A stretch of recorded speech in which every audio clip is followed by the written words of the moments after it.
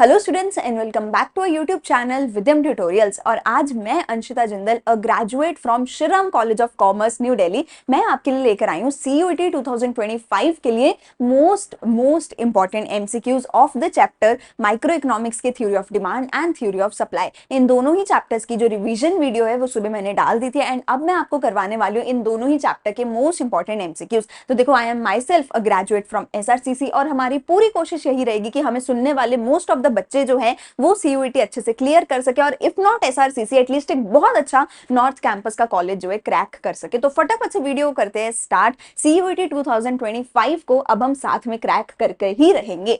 तो फटाफट से हम करते हैं हमारे एमसीक्यूज को शुरू। तो देखो, हमारे जो एमसीक्यूज है बेटा, उसके लिए आपको पता होगा सीयूईटी में आपको 50 क्वेश्चन सॉल्व करने हैं। 1 घंटे का आपको टाइम मिलने वाला है 2025 से, ऐसा ही सीयूईटी ने कर दिया है। ठीक है, तो पहले एमसीक्यू से अगर हम शुरू करें, 1 घंटे में टोटल हमें 50 एमसीक्यूज करने होंगे। सीयूईटी में हमारे ऐसे ही आएगा। ठीक है, पहला एमसीक्यू देखो हमें क्या बोलता है। Specific quantity to be purchased against a specific price of a commodity is called. देखो, हमने एक पर्टिकुलर प्राइस पे कितनी क्वांटिटी खरीदी, मैंने क्या बोला, एक पर्टिकुलर प्राइस पे कितनी क्वांटिटी हमने खरीदी, जब मुझे ये पता करना होता है तो मैं उसको क्या बोलती हूँ बेटा, क्वांटिटी डिमांडेड बोलती हूँ। देखो, कोई भी चेंज की बात तो आई नहीं है, तो शिफ्ट और मूवमेंट तो हो नहीं सकता। खुद सोच के देखो, कर्व की बात कहीं पे नहीं हो रही, डायग्राम की बात नहीं हो रही है, डाउनवर्ड स्लोप अपवर्ड स्लोप की बात नहीं हो रही है, इनफैक्ट ओवरऑल चेंज की ही बात हो ही नहीं रही है, क्योंकि चेंज की बात नहीं हो रही है तो मूवमेंट और शिफ्ट नहीं हो सकता है। और क्योंकि एक स्पेसिफिक प्राइस से रिलेट करके बोला है तो वो क्वांटिटी डिमांडेड है। याद रखना, जब भी मैं डिमांड की बात कर रही हूं वो एक सर्टेन प्राइस के साथ रिलेट नहीं होता है। जब भी मैं स्पेसिफिक प्राइस पे स्पेसिफिक क्वांटिटी की बात करूंगी तो वो क्वांटिटी डिमांडेड कहलाएगा। ठीक है जी, 5 नंबर आपके यहां पे आपको मिल जाएंगे अगर ये सही किया तो, गलत किया तो -1। ठीक है, downward slope of the demand curve क्या हमें दिखाता है। तुम में से I think most of the बच्चों को पता होना चाहिए एट दिस पॉइंट कि हमारा जो डिमांड कर्व है वो इस तरीके से एक डाउनवर्ड स्लोपिंग कर्व होता है। ओवाई एक्सिस पे प्राइस आता है, ओ एक्स एक्सिस पे डिमांड आती है। तो ये डाउनवर्ड स्लोपिंग क्यों है, तुम्हें खुद को समझ आना चाहिए डाउनवर्ड स्लोपिंग क्यों है। क्योंकि हमारी दो ही चीजें हैं हमारे डिमांड के कर्व पे, एक है प्राइस, एक है डिमांड इटसेल्फ या क्वांटिटी डिमांडेड। दो ही चीजें हैं हमारी। ठीक है, तो अगर क्वांटिटी डिमांडेड और प्राइस में डायरेक्ट रिलेशन होता तो अपवर्ड स्लोपिंग ग्राफ होता कुछ इस तरीके से, जो कि सप्लाई का होता है। पर क्योंकि इनमें एक डायरेक्ट नहीं बल्कि एक इनवर्स रिलेशन है, इसलिए हमारा जो यहाँ पे ग्राफ हमें देखने को मिलता है वो डाउनवर्ड स्लोपिंग ग्राफ देखने को मिलता है। तो जस्ट बिकॉज प्राइस और डिमांड में एक इनवर्स रिलेशन है, इनवर्स रिलेशन का मतलब कि प्राइस बढ़ेगा तो डिमांड कम होगी, प्राइस कम होगा तो डिमांड ज्यादा होगी, क्योंकि एक इनवर्स रिलेशन है, इसीलिए हमें जो है यहाँ पे डाउनवर्ड स्लोपिंग कर्व देखने को मिलता है। इसका उल्टा क्वेश्चन भी आ सकता है कि अपवर्ड स्लोपिंग कर्व क्यों होता है सप्लाई का, अपवर्ड स्लोपिंग क्यों होता है सप्लाई का कर्व। तो उसका रीजन क्या होता है कि वहां पे एक पॉजिटिव रिलेशन होता है प्राइस और क्वांटिटी सप्लाइड के बीच में, या फिर एक डायरेक्ट रिलेशन होता है इन दोनों के बीच में। लेकिन क्योंकि यहाँ पे हमने इसकी बात करी है डिमांड की और प्राइस की, तो नो रिलेशन तो हो नहीं सकता। अगर ग्राफ बना है इसका मतलब रिलेशन तो है, और पॉजिटिव और direct technically means the same thing, तो ये भी नहीं हो सकता। तो एक ही आंसर बचता है which is inverse relation between price and quantity demanded. Increase in the price of substitute goods leads to, अगर किसी एक सब्स्टिट्यूट का प्राइस बढ़ेगा तो क्या होगा। सब्स्टिट्यूट मतलब जो एक दूसरे की जगह पे यूज होते हैं। अगर चाय का रेट बढ़ेगा तो चाय की जो है डिमांड कम हो जाएगी, इसकी वजह से लोग क्या करेंगे, जो चाय नहीं पियेंगे कुछ तो पियेंगे, तो वो कॉफी पीने लग जाएंगे। तो अगर किसी एक सब्स्टिट्यूट का प्राइस बढ़ेगा, दूसरे सब्स्टिट्यूट की डिमांड जो है वो बढ़ने लग जाएगी। A rise in the income of the consumer leads to fall in the demand. What type of good is this commodity? Technically हमें पता है कि अगर किसी कंज्यूमर की इनकम बढ़ती है तो वो डिमांड ज्यादा करने लग जाता है, ये चीज सच है। लेकिन कुछ एक ऐसी चीजें होती हैं जो हम अमीर होने के बाद यूज करना छोड़ देते हैं, उन चीजों को हम बोलते हैं इंफीरियर गुड्स। इंफीरियर गुड्स मतलब ऐसी चीजें जो अच्छी क्वालिटी की चीजें नहीं होती हैं। टेक्निकली तुम खुद सोच के देखो, जब तुम गरीब हो तो तुम ज्यादा अच्छी क्वालिटी की चीजें यूज नहीं कर सकते, तुम महंगी चीजें यूज नहीं कर सकते, तुम सस्ती चीजें यूज करोगे। ठीक है ना। अब अगर तुम अमीर हो गए तो तुम क्या करोगे, जो सस्ती चीजें हैं उनकी 10-10 30-30 क्वांटिटी लाके रख लोगे, नहीं। जब भी हम अमीर होते हैं तो हम क्या करते हैं, जो बुरी क्वालिटी की चीजें होती हैं हम उनको यूज करना छोड़ देते हैं और उनकी जगह पे अच्छी क्वालिटी की, बेटर क्वालिटी की चीजों को यूज करने लग जाते हैं। फॉर एग्जाम्पल, अगर मुझे चप्पल डालनी है तो मैं जब गरीब हूं तो मैं सस्ती चप्पल डालूंगी, कोई भी ऐसी चप्पल डालूंगी जो बहुत सस्ती हो, चाहे क्वालिटी अच्छी ना हो। लेकिन जब मैं अमीर हो जाऊंगी तो मैं ऐसा नहीं कि 2 सस्ती चप्पलें लाने लग जाऊंगी, नहीं, अब मैं दो सस्ती चप्पल नहीं लाऊंगी, अब मैं एक ही महंगी वाली चप्पल लेके आऊंगी। तो जब मैं अमीर हो जाऊंगी, जब मेरी इनकम बढ़ जाएगी, तो मैं इंफीरियर क्वालिटी की गुड्स को यूज करना छोड़ दूंगी, तो उनकी डिमांड में कम कर दूंगी। तो इंफीरियर गुड्स जो होती हैं उनकी डिमांड कम हो जाती है जैसे ही कंज्यूमर की इनकम बढ़ती है। इसी को बेटा हम एक्सेप्शन भी बोलते हैं कि जो हमारी इंफीरियर गुड्स है उस पे जो इनकम इफेक्ट होता है वो उल्टा होता है, पर नॉर्मल गुड्स पे जो है इनकम इफेक्ट डायरेक्ट होता है। ठीक है जी। चलो, movement along the same demand curve shows, कह रहे हैं अगर एक ही सेम ही डिमांड कर्व है, उसी डिमांड कर्व पे अगर मैं ऊपर से नीचे या नीचे से ऊपर मूव कर रही हूँ ऐसे या ऐसे, तो उसको वो उसका रीजन क्या है या उसको बोलते क्या है? इसका मेन जो रीजन होता है मूवमेंट का along the same demand curve, इसका रीजन होता है चेंज इन प्राइस। इसका रीजन क्या होता है? Change in price. ठीक है, लेकिन हमें पूछा क्या है कि वो क्या शो करते हैं। अरे सप्लाई की तो बात ही नहीं है ना, जब डिमांड की बात हो रही है सप्लाई तो हो ही नहीं सकता। Increase and decrease, expansion and contraction, देखो एक सिंगल चीज भी नहीं हो सकती। क्यों? क्योंकि जब मैं मूवमेंट की बात कर रही हूँ तो दो तरीके की मूवमेंट हो रही है, एक तरीके की नहीं हो रही है। तो it will be either increase and decrease और एक्सटेंशन एंड कॉन्ट्रैक्शन। देखो मैं तुम्हें यहाँ पे ये समझाना चाह रही हूँ कि तुम कैसे एलिमिनेट कर सकते हो। ठीक है, बहुत सारी ऐसी चीजें हैं जो तुम बिना कॉन्सेप्ट के भी एलिमिनेट कर सकते हो। जैसे कि यहाँ पे मूवमेंट होगी दो तरीके की होगी, तो ये नहीं हो सकता। और सप्लाई की तो बात ही नहीं, दो ऑप्शन तो सीधा एलिमिनेट हो गए। तुम्हें हमेशा चार में से कोई दो ऑप्शन तो ऐसे मिलेंगे जो क्लियर कट तुम्हें समझ आ जाएगा कि ये तो हो ही नहीं सकता। ठीक है, तो प्लीज तुम एलिमिनेशन का यूज करोगे। ठीक है, तो इंक्रीज एंड डिक्रीज नहीं बोला जाता बेटा, इसको एक्सटेंशन एंड कॉन्ट्रैक्शन बोला जाता है जब भी हम movement along the same demand curve करते हैं तो। ठीक है, चलो, if two goods are complementary then rise in the price of one will result in, अगर दो गुड्स कॉम्प्लीमेंट्री हैं तो क्या होगा? कॉम्प्लीमेंट्री गुड्स का मतलब है ऐसी चीजें जो साथ में यूज होती हैं। फॉर एग्जाम्पल पेन और उसकी इंक। अगर पेन का दाम बढ़ेगा तो ऑब्वियस सी बात है कि पेन की जो है डिमांड कम हो जाएगी। अगर लोग पेन ही नहीं खरीदेंगे तो लोग इंक का क्या करेंगे? लोग इंक क्यों खरीदेंगे? तो अगर किसी एक कॉम्प्लीमेंट्री गुड का प्राइस बढ़ गया तो ऑब्वियस सी बात है दूसरी जो कॉम्प्लीमेंट्री गुड है उसका जो डिमांड है वो फॉल हो जाएगा। Fall in the demand for the other, rise in the demand for both, rise in the demand for other. देखो डिमांड तो टेक्निकली कम ही होगी जब भी प्राइस का राइज होगा। जैसे हमने यहाँ पे बोला rise in the price of one, तो जब भी किसी एक का जो प्राइस है, जब भी प्राइस राइज होगा, तो ये तो हमें पता है कि प्राइस के राइज होने की वजह से जो है डिमांड कभी भी बढ़ नहीं सकती। तो फिर से मैं देख सकती हूँ दो ऑप्शन तो क्लियर कट नो हो सकते, क्लियर कट दो ऑप्शन मुझे ऐसे मिल जाएंगे जो आंसर हो ही नहीं सकते। तो राइज तो कभी हो नहीं सकता। फिर बात आती है फॉल की, fall in demand for both, fall in demand for the other. देखो जब भी मैं कॉम्प्लीमेंट्री गुड की बात कर रही हूँ तो मैं सिर्फ दूसरे वाले की बात करूंगी कि एक का हुआ तो दूसरे का फॉल हुआ, मैं दोनों की बात यहाँ पे नहीं करूंगी। तो मेरा आंसर यहाँ पे क्या आना चाहिए? Fall in the demand for the other commodity. ठीक है, चलो, there is a sudden change in the climatic condition resulting in the hot weather. कह रहे एकदम से जो है इंडिया में किसी भी देश में गर्मी आ गई है। Assuming no change in the price, price में कुछ चेंज हुआ नहीं है, तो कोल्ड ड्रिंक की डिमांड में क्या चेंज आएगा? ऑब्वियस सी बात है जब गर्मी हो गई और रेट कुछ भी चेंज हुआ नहीं है तो कोल्ड ड्रिंक की जो डिमांड है अब वो बढ़ने लग जाएगी, क्योंकि गर्म मौसम में हमें कोल्ड ड्रिंक पीना होता है। ठीक है ना, तो ऐसे केस में जब factor other than price change हुआ, देखो मैं बहुत क्लियरली बोला है प्राइस चेंज नहीं हुआ। अगर प्राइस चेंज हुआ होता तो मूवमेंट हुआ होता डिमांड कर्व में, लेकिन प्राइस चेंज हुआ ही नहीं। तो यानी कि पक्का बात है कि यहाँ पे शिफ्ट हुआ है डिमांड कर्व में, तो मूवमेंट नहीं हो सकता। और यहां भी मूवमेंट है, ये भी नहीं हो सकता। बची दो, राइटवर्ड शिफ्ट या लेफ्टवर्ड शिफ्ट। तो अब देख लो डिमांड बढ़ी है, जब डिमांड बढ़ती है तो एक राइटवर्ड शिफ्ट होता है, जब भी लेफ्टवर्ड शिफ्ट होता है तो डिमांड कम होती है। एक बार फिर से मैं तुम्हें थोड़ा सा समझा देती हूँ कि जो मेरा डिमांड कर्व होता है वो डाउनवर्ड स्लोपिंग होता है, क्योंकि प्राइस और डिमांड का इनवर्स रिलेशन होता है। ठीक है ना, ओ वाई एक्सिस पे हम प्राइस लेते हैं, ओ एक्स एक्सिस पे हम डिमांड लेते हैं। ठीक है जी, अब जब भी प्राइस चेंज होने की वजह से डिमांड चेंज होगी तो मूवमेंट होगा। तो डिमांड कर्व नीचे से ऊपर या ऊपर से नीचे सेम डिमांड कर्व पे हम मूव करेंगे। लेकिन जब प्राइस चेंज नहीं हुआ और दूसरा कोई भी फैक्टर चेंज हो गया, जैसे कि season, substitute good, complementary good, something like this, कुछ भी और चेंज हुआ तो मूवमेंट नहीं होती। तो ये ऊपर से नीचे, नीचे से ऊपर ये नहीं होता कि नीचे से ऊपर आ गया या ऊपर से नीचे चला गया, ये चीजें वहां पे नहीं होती हैं। ठीक है जी, तो वहां पे मेरा देखो क्या होता है, मुझे देखने को मिलता है एक shift in the demand curve. अगर डिमांड बढ़ी तो डिमांड कर्व बाहर की तरफ शिफ्ट होगा, अगर डिमांड कम हुई तो डिमांड कर्व अंदर की तरफ शिफ्ट होगा। इस केस में क्योंकि डिमांड बढ़ी है तो बाहर की तरफ, यानी कि राइटवर्ड शिफ्ट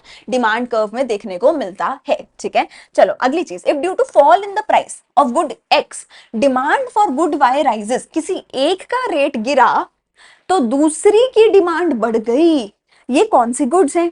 क्या ये दोनों आपस में रिलेटेड ही नहीं है? ऐसा थोड़ी हो सकता है यार, रिलेटेड तो होंगी ना, तभी एक की वजह से दूसरे पे असर हुआ है ना। ये दोनों कॉम्पिटिटिव है, कॉम्प्लीमेंट्री है, सब्स्टिट्यूट है, क्या है देखो। तो नॉट रिलेटेड तो ये गुड्स हो नहीं सकते, ठीक है। फिर मेरे पास देखो तीन ऑप्शन है, सब्स्टिट्यूट्स, कॉम्प्लीमेंट्स एंड कंपेटिटिव।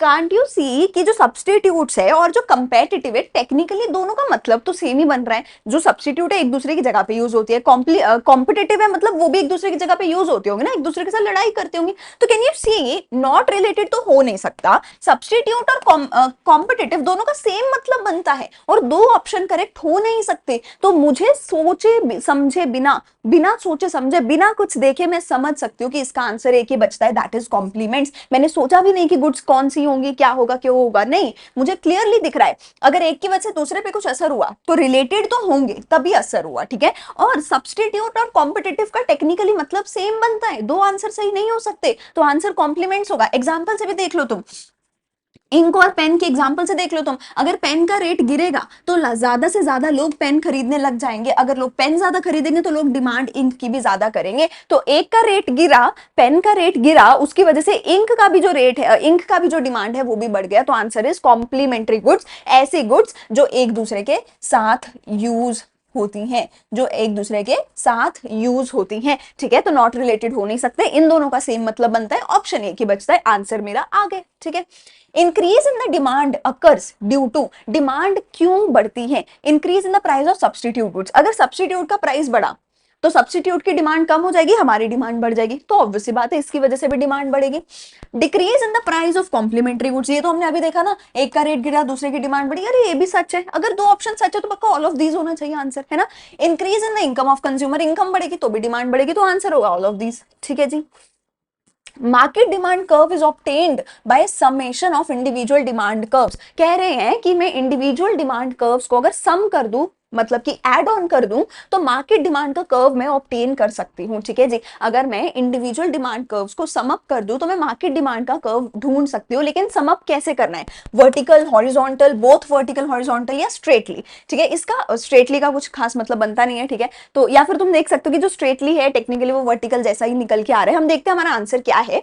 देखो हमारा जो डिमांड कर्व है वो ऐसा होता है, ओ एक्स एक्सिस पे मेरे पास यहाँ पे डिमांड आती है, ठीक है। इंडिविजुअल डिमांड कर्व्स होते हैं मेरे, कि मैंने बहुत सारे अलग अलग इंडिविजुअल्स के डिमांड कर्व्स को प्लस कर दिया है, ठीक है जी। अगर मैं इन तीनों इंडिविजुअल डिमांड कर्व्स को, जो कि लेट्स से ए का, बी का और सी का, तीनों का डिमांड कर्व है, ठीक है ना, ए बी और सी तीनों का ये डिमांड कर्व है, ठीक है। अगर मैं इन तीनों को प्लस करती हूँ तो मेरा मार्केट डिमांड का कर्व निकल कर आएगा, लेकिन प्लस करना कैसे है, देखो ओ एक्स एक्सिस पे डिमांड है, ओ वाई एक्सिस पे प्राइस है। अगर मैं इनको वर्टिकली प्लस कर रही हूँ, वर्टिकली कि ये कितना है इस पॉइंट पे, वर्टिकल डिस्टेंस, ठीक है, ये कितना है इस पॉइंट पे, या ये कितना है इस पॉइंट पे, तो कैन यू सी वर्टिकल जो डिस्टेंस है वो तो प्राइस है, समझ रहे हो। वर्टिकली ये यहाँ पे कितना है, 10 है, 10 तो प्राइस है। वर्टिकली मैं देखूं कि यहाँ पे कितना है, ये तो फॉर एग्जांपल 12 है, ये 30 वॉट एवर है, समझ रहे हो। अगर मैं उनको वर्टिकली प्लस करने जाऊं तो इट मीन्स मैं उनकी डिमांड को नहीं, प्राइस को प्लस कर रही हूँ, अरे लेकिन मुझे तो डिमांड को प्लस करना है, तो मैं क्या करूंगी देखो, अगर मुझे डिमांड को ये प्लस करना है तो जो भी मेरा डिमांड कर्व होगा इंडिविजुअल्स का, मैं उनको हॉरिजॉन्टली प्लस करूंगी, क्यों, क्योंकि मेरा ओ एक्स एक्सिस पे है डिमांड, ठीक है। तो अगर मैं इसको हॉरिजॉन्टली प्लस करने जाऊं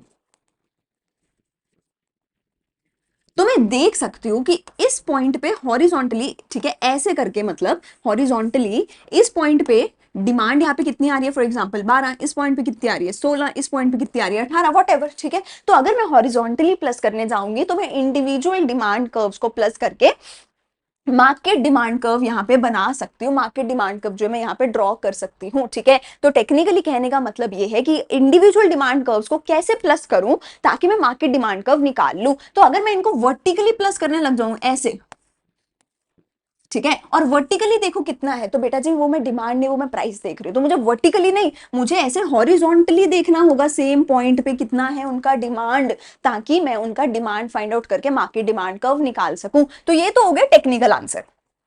अब देखो स्मार्ट आंसर, जैसे मैंने बोला वर्टिकल मतलब ऐसे होता है और स्ट्रेट का मतलब भी यही होता है, ठीक है। तो वर्टिकल और स्ट्रेट सेम मतलब हो गया, तो इसका मतलब ये आंसर नहीं हो सकता। और जो तीसरा आंसर है इसमें भी वर्टिकल आ गया घूम फिर के, तो कैन यू सी 3 आंसर है जिसमें वर्टिकल आ गया और तीनों में सेम आंसर अगर होगा तो यहाँ पे ऑल ऑफ दीज होना चाहिए था, तो ये नहीं हो सकता है। सो आंसर एक ही बचता है, which is horizontal. This is the smart answer. ठीक है, कि आपको अगर कॉन्सेप्ट नहीं भी समझ आ रहा है, देखो कुछ क्वेश्चन ऐसे होंगे जो तुम्हें नहीं आते होंगे, ठीक है, इट इज वेरी ऑब्वियस, ठीक है, कि तुम्हें कुछ एक आंसर नहीं आते होंगे, तो तुम्हें वहां पे इस तरीके का ढूंढना है। कई बार पॉजिटिव नेगेटिव के बेस पे होता है कि 3 पॉजिटिव स्टेटमेंट होते हैं, एक नेगेटिव स्टेटमेंट होता है, तो वो ऑड वन आउट बन जाता है। यहाँ भी तुम देखो 2 ऑप्शन है जिसका सेम मतलब बनता है, बहुत बेसिक इंग्लिश है, कुछ नया इंग्लिश भी नहीं है, तो 2 ऑप्शन है जिनका सेम मतलब है, तीसरे में भी वही दे रखा है, तो तीनों आंसर हो ही नहीं सकते, तो आंसर मेरा एक ही बनता है, दैट इज हॉरिजॉन्टली। अगर मैं इंडिविजुअल डिमांड कर्व्स को प्लस करूंगी तो मेरा मार्केट डिमांड कर्व निकल के आ जाएगा। चलो अगला, अब इसके बाद हम देखते हैं हमारे सप्लाई से रिलेटेड क्वेश्चंस। ठीक है जी, तो देखो हम जो है इसमें मेरे पास इसमें टोटल 50 क्वेश्चंस है, जिसमें से आधे हमारे डिमांड एंड सप्लाई के हैं, आधे हमारे elasticity of demand elasticity of supply के हैं। ठीक है, तो आज मैं डिमांड एंड सप्लाई के करा रही हूँ, कल सुबह तुम्हें वीडियो मिलेगी elasticity of demand and supply की एक्सप्लेनेशन की 1 शॉर्ट वीडियो, और कल शाम को मैं बचे हुए क्वेश्चंस की वीडियो यहाँ पे आपको अपलोड करके दे दूंगी। ठीक है, in case of contraction of supply, contraction कब होती है बेटा जी? कॉन्ट्रैक्शन तब होती है जब भी मूवमेंट होती है, और कौन सी मूवमेंट होती है? डाउनवर्ड मूवमेंट जब भी होती है तो कॉन्ट्रैक्शन होती है। देखो प्लीज याद कर लेना, मूवमेंट तब होती है जब डिमांड और सप्लाई में प्राइस की वजह से चेंज आए। ठीक है, और शिफ्ट तब होता है जब डिमांड और सप्लाई में फैक्टर अदर देन प्राइस की वजह से चेंज आए। जब भी मूवमेंट होती है तो हम नाम देते हैं एक्सपेंशन या कॉन्ट्रैक्शन, जब भी शिफ्ट होती है तो हम नाम देते हैं इंक्रीज या डिक्रीज। कॉन्ट्रैक्शन हुई है मतलब कि मूवमेंट हुई है, कौन सी मूवमेंट हुई है? सप्लाई में डाउनवर्ड मूवमेंट हुई है, यानी कि सप्लाई कम हुई है, सेम सप्लाई कर्व पे सप्लाई जो है ऊपर से नीचे आई है। देखते हैं, from upper point two the lower point, तो सेम सप्लाई कर्व पे ऊपर से नीचे आया है मेरा सप्लाई कर्व, इसी को मैं यहाँ पर जो है कॉन्ट्रैक्शन बोल रही हूँ। टू द लेफ्ट नहीं हो सकता, टू द राइट नहीं हो सकता, क्योंकि वो शिफ्ट होगा, वो मूवमेंट नहीं होगा, और ये अपवर्ड मूवमेंट होती है जो कि एक्सटेंशन के केस में होती है। ठीक है, which one of the following is the result of increase in the price of factors of production? अगर फैक्टर्स ऑफ प्रोडक्शन का प्राइस बढ़ गया, फैक्टर्स ऑफ प्रोडक्शन मतलब जो भी आप इनपुट्स लगा रहे हो, या मैं बोलूँ जो भी तुम रॉ मटेरियल वगैरह जो लगा रहे हो, ठीक है, raw material is not exactly factors of production, but technically वही मतलब हो गया कि जो भी इनपुट्स तुम लगा रहे हो, ठीक है, अगर उसका प्राइस बढ़ गया तो एक प्रोड्यूसर के लिए खर्चा बढ़ जाएगा किसी भी चीज को प्रोड्यूस करने का, तो प्रोड्यूसर जो है प्रोडक्शन कम करेगा, सप्लाई कम करेगा, तो ऐसे केस में जो है सप्लाई कम हो जाएगी। लेकिन फैक्टर अदर देन प्राइस है तो मूवमेंट नहीं होगी, शिफ्ट होगी, तो सेम तो रहेगी नहीं, एक्सपेंशन भी नहीं होगी, क्योंकि वो तो मूवमेंट के केस में होता है, शिफ्ट होगा। कौन सा शिफ्ट होगा? लेफ्टवर्ड शिफ्ट होगा, क्योंकि सप्लाई कम हो जाएगी। राइटवर्ड शिफ्ट कब होती है? जब सप्लाई बढ़ती है। ठीक है, a straight line supply curve, ये इलास्टिसिटी का क्वेश्चन है, ये हम कल की क्लास में करेंगे। ठीक है, अपवर्ड स्लोपिंग स्ट्रेट, ये भी इलास्टिसिटी का क्वेश्चन है, ये भी हम छोड़ सकते हैं। ये देखते हैं, subsidy on the production of a commodity, अगर सब्सिडी सरकार ने दी है तो जो प्रोड्यूसर है उसका सप्लाई करने का, प्रोडक्शन करने का खर्चा कम हो जाएगा, तो जो प्रोड्यूसर है अब वो ज्यादा सप्लाई कर सकता है, तो जो सब्सिडी है अगर वो मिल जाती है तो इंक्रीज इन सप्लाई हमें देखने को मिलती है। ठीक है, देखो डिक्रीज और कॉन्ट्रैक्शन का सेम मतलब हो गया, ये नहीं हो सकता, नो चेंज भी नहीं हो सकता, चेंज कुछ ना कुछ तो होगा ही। ठीक है, market supply is defined as, market supply क्या होगी? अभी जैसे हमने डिमांड के कर्व में बोला बेटा, जैसे हमने डिमांड में बोला कि हम हॉरिजॉन्टल जो है समेशन कर दें सारे इंडिविजुअल सप्लाई कर्व्स का, तो मेरे पास मार्केट सप्लाई कर्व आता है, तो वर्टिकल नहीं हो सकता, वर्टिकल नहीं हो सकता, होगा तो हॉरिजॉन्टल, और ये हमेशा एट अ गिवन प्राइस होगा। हम अलग अलग प्राइजेस पे समेशन नहीं करते, एक गिवन प्राइस पे ही सम अप करते हैं, ताकि एक गिवन प्राइस पे ही हम जो है मार्केट सप्लाई या मार्केट डिमांड निकाल सके। ठीक है, in case of increase in supply, अगर इंक्रीज इन सप्लाई होता है तो बेटा वो शिफ्ट होता है, इंक्रीज और डिक्रीज के केस में। मूवमेंट के केस में क्या होता है? एक्सटेंशन और कॉन्ट्रैक्शन होता है। इंक्रीज इन अगर सप्लाई हुआ है तो हम क्या करने वाले हैं? शिफ्ट करने वाले हैं राइट को। ठीक है जी, ओके, फिर से इलास्टिसिटी का क्वेश्चन है, ये क्वेश्चन आता है एक और, एक्सटेंशन, एक्सटेंशन कब होती है? जब प्राइस की वजह से सप्लाई में चेंज आता है, और कौन सा मूवमेंट होता है? अपवर्ड मूवमेंट होता है, तो जब खुद के प्राइस में चेंज आता है तो एक्सटेंशन होती है। ठीक है, अगली चीज हम देखते हैं, the law of supply explains, law of supply मुझे क्या एक्सप्लेन करता है? लॉ ऑफ सप्लाई एक्सप्लेन करता है एक डायरेक्ट रिलेशन। ठीक है, नेगेटिव रिलेशन नहीं हो सकता, पॉजिटिव रिलेशन होगा। अब पॉजिटिव रिलेशन किसका होगा? देखो मार्केट सप्लाई की नहीं होती है, और पॉजिटिव रिलेशन देखो, क्योंकि मैं एक स्पेसिफिक प्राइस पे बात करती हूँ तो मैं क्वांटिटी सप्लाइड की बात करूंगी, मैं सप्लाई की बात नहीं करूंगी। मैं किसकी बात करूंगी? Positive relation between price of the commodity and quantity supplied of A commodity, इसकी बात पॉजिटिव पॉजिटिव रिलेशन की मैं करने वाली हूँ, ठीक है। Supply curve shifts forward, shifts forward, forward या फिर मैं यहाँ पे बोल सकती हूँ supply curve shifts rightward, supply curve right की तरफ शिफ्ट हो रहा है। वो क्यों हो रहा है? क्योंकि decrease in the price of competing product, एक किसी सब्सटीट्यूट का प्राइस अगर कम हो गया, अगर किसी सब्सटीट्यूट का प्राइस कम हो गया तो सप्लायर उसको बेचना कम कर देगा और किसी दूसरे की जो उसका सब्सटीट्यूट है उसकी सप्लाई बढ़ाएगा। तो ये ऑब्वियसली हमारा राइटवर्ड शिफ्ट होगा, सप्लाई बढ़ेगी इस केस में, ठीक है। Decrease in the factor price, अगर फैक्टर प्राइस कम होगा तो भी सप्लाई बढ़ेगी, ठीक है। अगर increase in the number of firms in the market होगा तो भी सप्लाई बढ़ेगी, तीनों में सप्लाई बढ़ेगी, तो आंसर होगा ऑल ऑफ दिस, ठीक है जी। Imposition of GST shifts the supply curve, अगर जीएसटी लग गया तो यानी कि टैक्स बढ़ गया, तो यानी कि प्रोड्यूसर के लिए महंगा हो गया सप्लाई करना, तो प्रोड्यूसर क्या करेगा? सप्लाई कम कर देगा, तो राइटवर्ड शिफ्ट नहीं हो सकता। टू द, अरे बिल्कुल ही सेम मतलब हो गया, देखो rightward shift to the right, same नहीं हो गया? दो आंसर तो हो नहीं सकते, इसमें फिर से राइट आ गया, ये भी आंसर नहीं हो सकता, तो आंसर एक ही होगा, टू द लेफ्ट। देखो यहाँ पे फिर से आप ऑड वन आउट देख सकते हो, राइट राइट राइट, नहीं हो सकता भाई, एक ही आंसर होगा, दैट इज लेफ्ट, ठीक है जी।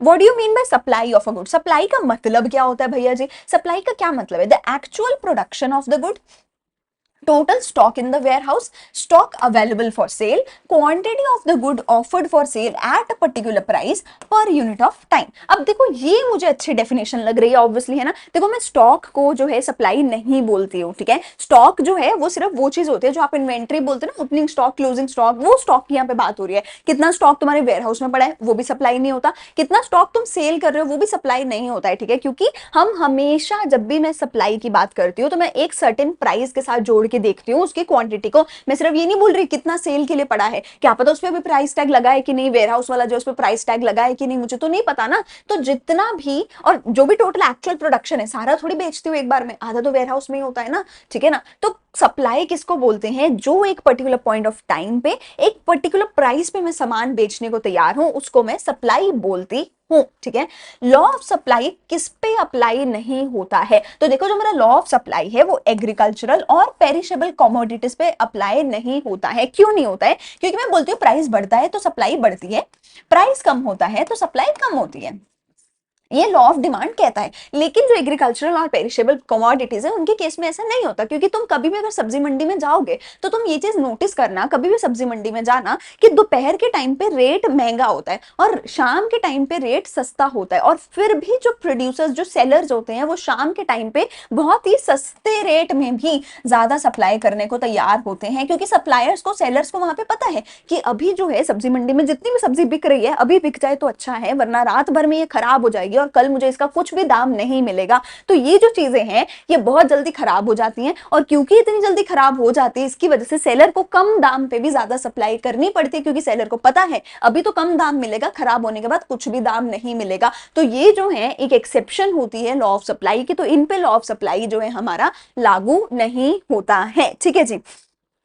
चलो एक और क्वेश्चन हमारे पास यहाँ पे आता है, which one of the following is not a determinant of individual supply? Individual supply को कौन डिटरमिन नहीं कर रहा? टैक्सेशन करती है, टेक्नोलॉजी करता है, प्राइस ऑफ द कमोडिटी करता है, नंबर ऑफ फर्म्स जो है वो इंडिविजुअल सप्लाई को यहाँ पर जो डिटरमिन नहीं करती है। जो नंबर ऑफ फर्म्स होती हैं वो यहाँ पे हमारी मार्केट सप्लाई को डिटरमाइन करती हैं, तो ये हमारा यहाँ पे एक्सेप्शन है, ये हमारे यहाँ पे आंसर हो जाएगा, ठीक है। इसी के साथ हम आज की वीडियो करते हैं खत्म। हमने यहाँ पे करे most important MCQs demand and supply वाले चैप्टर के। इसी तरीके से हर एक चैप्टर के मोस्ट इंपॉर्टेंट एमसीक्यूज मैं तुम्हें यहाँ पे देने वाली हूँ हर रोज, ठीक है।